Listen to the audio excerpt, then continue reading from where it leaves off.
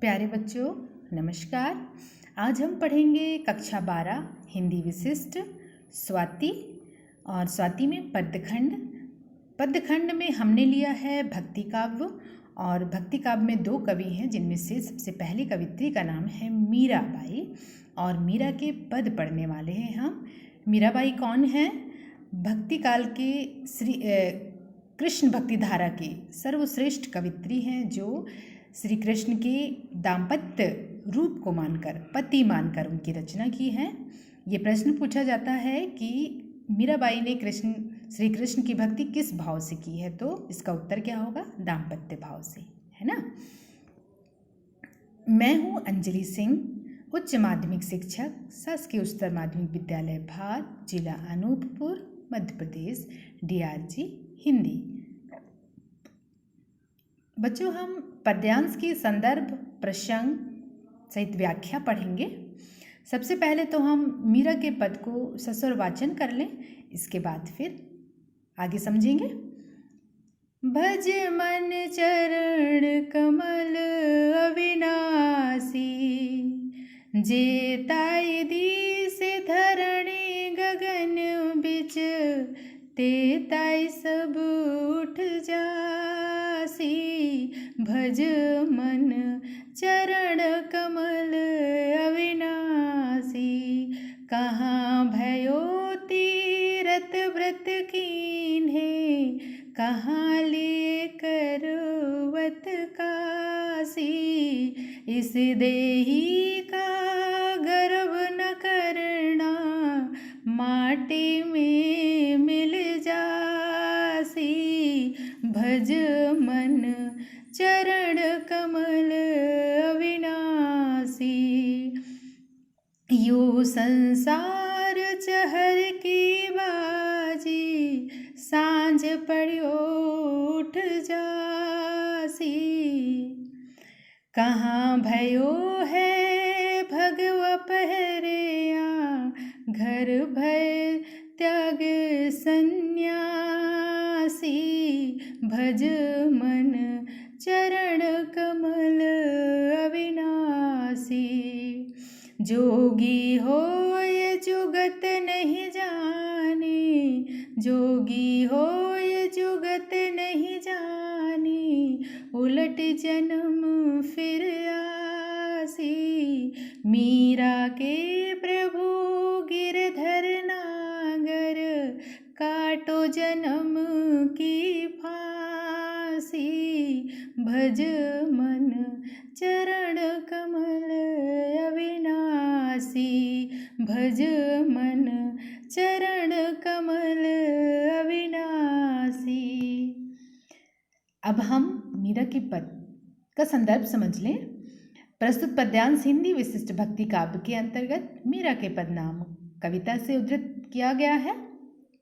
इसकी कवित्री मीराबाई हैं। इसको हम संक्षिप्त में भी बता सकते हैं बच्चों। संदर्भ कवि का नाम या कवित्री का नाम मीराबाई और कविता का नाम मीरा के पद। तो ये संदर्भ प्रसंग क्या है, इस पद में कवि ने क्या बताने की कोशिश की है, क्या बताया यहाँ पे कवित्री ने। प्रस्तुत पद्यांश में मीराबाई ने भक्ति मार्ग में प्रचलित ढकोसलों का खंडन किया है। अब हम व्याख्या समझते हैं। मीराबाई कहती हैं कि हे मन, तुम अनश्वर प्रभु के चरण कमलों में अपने को समर्पित कर दो। धरती और आकाश के मध्य जो कुछ भी अलौकिक वस्तुएं दिखाई दे रही हैं सभी नष्ट होने वाली हैं, नश्वर हैं। केवल प्रभु ही क्या है? अनश्वर है। ये कभी नष्ट होने वाले नहीं हैं, इसलिए तू उन्हीं की शरण ले। मोक्ष प्राप्त के लिए किए जाने वाले। बच्चों इसमें जो पहला अर्थ हमने बताया है उसमें दियो गगन बिच, ऐसा है ना। तो कवित्री यहाँ पे कह रही हैं कि तुम्हारे भ्रिकुटी के बीच का जो स्थान है माथा, है ना, उसको प्रभु के चरण में, प्रभु के चरणों में स्पर्श करो तो क्या होगा? तुम्हें मुक्ति मिलेगी। क्योंकि प्रभु ही हैं जो अनश्वर हैं, वे कभी नष्ट होने वाले नहीं हैं, इसलिए तू उन्हीं की शरण ले और मोक्ष प्राप्त के लिए किए जाने वाले सारे तीर्थ व्रत या काशी में जाकर निवास करने से या करवत मतलब अपने देह को अंत करने से कुछ भी होने वाला नहीं है। इस शरीर का गर्व नहीं करना, इस देही का गर्व न करना, माटी में मिल जासी। ये बहुत ही गूढ़ बात है और बहुत यथार्थ है। कवित्री कह रही हैं कि इस शरीर का गर्व कभी नहीं करना चाहिए। क्यों? क्योंकि शरीर नश्वर है और जिस प्रकार शरीर का निर्माण 5 तत्वों से हुआ है, क्षितिजल, पावक, गगन, समीरा, नष्ट होने के बाद उन्हीं में वो मिल जाता है, इसलिए शरीर का गर्व नहीं करना चाहिए। एक दिन इसे मृत्यु प्राप्ति के बाद मिट्टी में मिलना है। और क्या कहा है उन्होंने आगे? यह संसार चहर की बाजी के समान है, सीमित समय का खेल है, एक बाजार के समान है जो सीमित समय के लिए लगता है और शाम होते ही सब अपने अपने घर चले जाते हैं और वो स्थान क्या हो जाता है? सूना हो जाता है, शांत हो जाता है। एक दिन इससे मृत्यु प्राप्ति समय का खेल है, संध्या काल होते ही बाजी समाप्त हो जाती है। फिर है अगला, भगवा वस्त्र धारण करने से या फिर घर त्याग कर संन्यास धारण करने से तुम्हें मुक्ति नहीं मिलने वाली है, क्योंकि ये अंतर आत्मा की बात है। हमने ईश्वर को कहीं भी हैं, हमने ईश्वर को पहचान लिया, जान लिया, उस मर्म को पहचान लिया, उनके भक्ति को पहचान लिया, तो हमें कहीं जाने की आवश्यकता नहीं है। योगी पुरुष होकर भी तुमने मुक्ति के मार्ग की खोज नहीं की, इसलिए तुम्हें बार बार विभिन्न रूप एवं योनियों में जन्म लेना पड़ रहा है। मीराबाई कहती हैं कि मीरा के आराध्य श्री कृष्ण हैं जो कि जन्म मरण के चक्कर से मुक्ति दिलाते हैं।